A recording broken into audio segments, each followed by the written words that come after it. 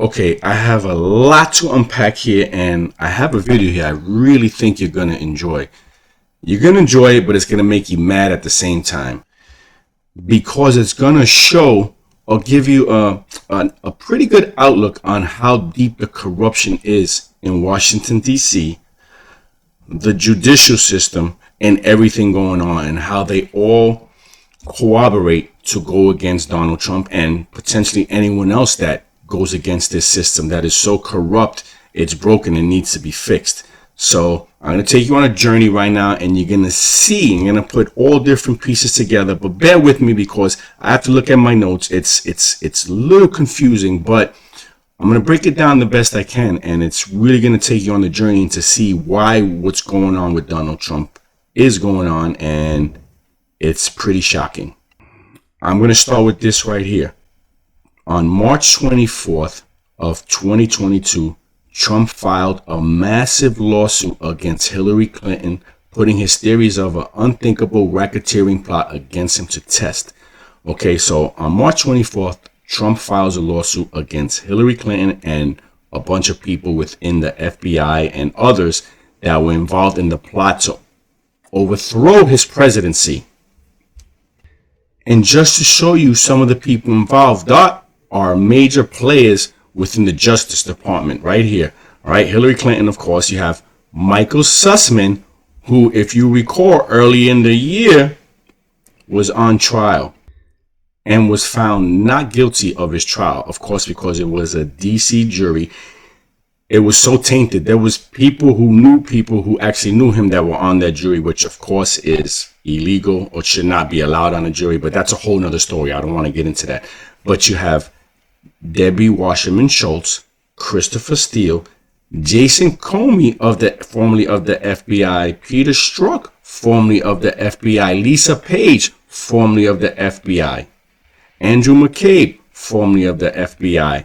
Okay, so again, Michael Sussman, as I explained to you yesterday, Michael Sussman worked with Perkins Coie. Perkins Coie has an office inside the FBI. On April 6th, judge dismisses Trump request to for recusal from Hillary Clinton's RICO case. Says the cases cited in Trump's motion do not appear to support his arguments.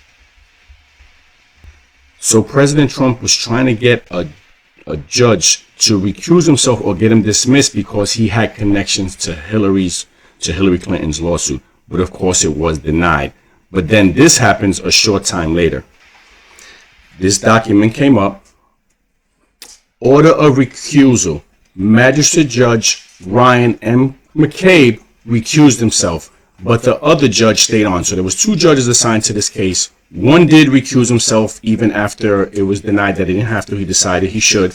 So he recused himself, but the other one stayed on.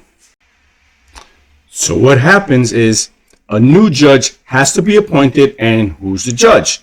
It happens to be the Epstein Judge, which is Magistrate Judge Bruce E. Reinhardt is then put on the case. He stays on the case all the way up until June 22nd, at which time he then recuses himself. So mind you, he's on this case all the way from April 6th until June 22nd. So now the Epstein Judge gets to see every document submitted by President Trump's lawyers. So he knows everything that's going on, and out of the blue, it's not even requested, but he decides he's going to remove himself from the case. So after having access to every single document, he decides he's going to remove himself, right? And here it goes. You could take a look at this document right here. Read it over, check it out, and you can see everything I'm saying is documented. So mind you now, the Epstein lawyer, that's what I'm going to call him, is no longer a part of this case, right? But he's seen every document, knows everything that's going on, right? So what happens is Hillary Clinton then tries to get this case dismissed. After revamped complaint, judge declines to immediately toss Trump's RICO lawsuit against Hillary Clinton. That's June 23rd. He recused himself June 22nd. So did he know this was coming? And if they refuse to throw out the case, he now have all the information that's involved in this case. And if they throw it out, nobody cares. So what happens next, there's a lot of back and forth on whether this case could be dismissed or not. And what happens on August 4th, President Trump submits a motion to deny request for dismissal of the Hillary lawsuit. So Trump puts into deny the dismissal. So now they don't know if it's going to be dismissed. So now this is the big part of the lawsuit now, where a judge is going to decide whether this can be kept or thrown out. So if it's thrown out, nobody cares. If it's kept, all the documents, everything is going to flow out. Now, that comes into where did President Trump have some documents that nobody knows about, right? So what I'm trying to say is the Epstein lawyer knows this, but he's out of the case. He's trying to protect the people that are involved in this case because he's an anti-Trumper, and I'm going to show you that also. So the very next day after Trump puts a denial to dismiss this case, Judge Reinhardt is suddenly now back involved in this case because he signs the warrant. He signs the warrant for the FBI to check Mar-a-Lago and go into Trump's home. How does a judge who's involved in this case previously and knows all the documents that are involved in this case suddenly allowed to sign a warrant involved in this case? If that's not outright corruption, I don't know what it is. So in a nutshell, okay, I try to do this as easy as I can because if I do too long of a video, people lose interest. So I'm going to do a quick breakdown. All right. Trump sues Hillary. They try to get the two judges dismissed. One does, one leaves. Then they get the Epstein lawyer on the case. He gets all the information involved in this case. He then, right before a motion comes down, decides to leave the case himself. Right? So then Trump says he's going to sue again in order so they cannot dismiss this case. So this judge knows all the documents that are involved in this case. Right? The next day, after they decide that they're going to try to dismiss it or not dismiss it, he decides upon himself to sign a warrant to go into Trump's home. So there you have it. Basically, in a nutshell, this system is so corrupted that you have judges signing warrants on cases that they were privy to all the information. Does that sound like anything that's legit in America?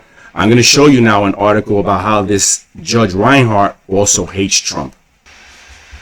So not only do you have a corrupt judge that was privy to all this information, then writes a warrant, this judge who approved the FBI raid disparaged President Trump, shared woke content on Facebook, and check this out. The Florida magistrate judge who reportedly signed off on the FBI's raid of former President Trump's home allegedly disparaged the former president and shared woke content on what appears to be his personal Facebook page.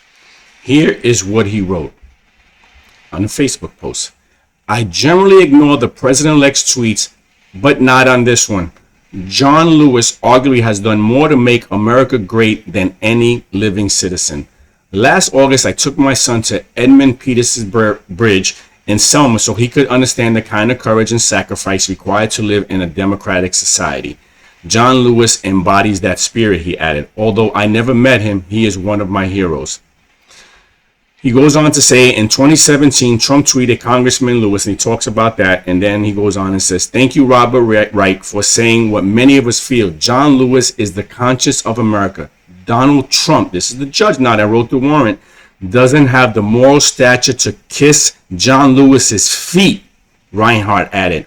Or as Joseph Welch said to Joseph McCarthy, at long last, you have no sense of decency. So what you have here is a judge who clearly is woke, clearly is leftist, and clearly doesn't like Donald J. Trump, but he decided to take on the case. And why would he do that? Knowing that he is definitely not impartial. In actuality, he despises President Trump, but took on a case where Trump is suing Hillary Clinton, right? He's connected to Jeffrey Epstein. Jeffrey Epstein is connected to the Clintons. Do you see all the dots? Can you connect them? So he takes this on. He then resigns right before certain cases are decided, and then signs a warrant. This is what you have. This is the debacle you have in the United States of America. So I just wanted to do this video, give you an idea of what's going on with this Trump case, that everybody involved in it is crooked, that they're trying to bring down the president, the former president of the United States. They're trying to do everything in their power to stop him from running again. They have the FBI working with judicial court judges, doing everything in their power to stop the people's president. Anyway, this is pretty disgusting, pretty disgraceful, and I'm sharing this with you. Please share this with friends. It was about as short as video I could do. Do your own homework, research these documents. I put them there. You can look them up, and you have to arm yourself with this knowledge. So when you have your friends who are on the fence about what's going on in America, show them this. Let them see how corrupt the whole judicial process is, how corrupt the FBI is, how they work in conjunction with the United States government to bring down their so-called political opponents. This is about as sad as it gets. This judge is a disgrace. You see what he did here. Why is this happening in the United States of America? Because they're fighting for power. You have Marxists, because to me, I believe this judge is a Marxist, and he's in our judicial system. This is scary stuff, people. This is the stuff that's done in third world countries, as we all know that already. Anyway, thanks for watching. Please share this video. Get the message out. Let people see what's going on, that all this stuff is interconnected. It's all intertwined. This has to do with crimes against the United States of America. Anyway, thanks for watching, and I'll talk to you soon.